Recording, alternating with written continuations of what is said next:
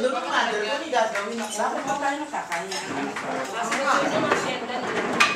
Ay, let! Ay, yung pagkalasi ko, ay, mo ka sa ano, pagka ng mama niya. Halika dito ka, oh.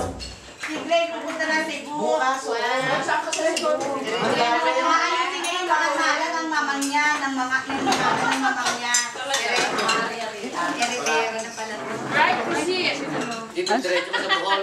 Ride mango. Right, proceed. Diretso ka sa Bohol. Hindi, oh. Magaling niya sa birthday ni Lilian. Mag-uuwi siya ng ano. Right, proceed. Ang saya naman natin. Langit. Right, proceed na. Oo.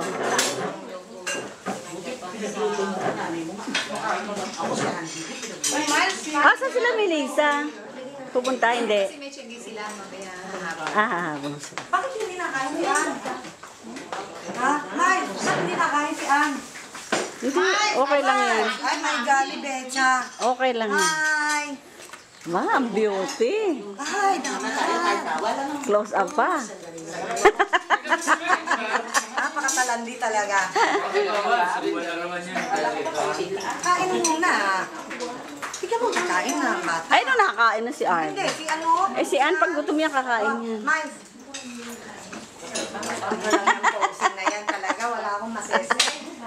Oh, Kaya nga nalit kami dahil dyan. tingnan. 1, 2, 3, mare. Tingnan, 2, 3. Ayan. Maliliit lang ang subo. Maliliit lang subo. Kitang-kita kayo. Teka, naka-sleep. Ay, sorry, darling. Yan na. 1, 2, 3. Okay. Kain mo na, gutom. Para tayo nakakama. Parang gutom na gutom yata kayo.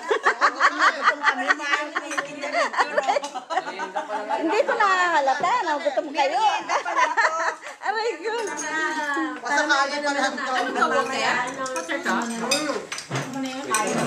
Ito, may sarap yung minyogo. Puto. Andun o, meron tayo isang galong. May, medyo na kayo na. Sige, sige. Bakit ito ka muna? Sa'yo, oh.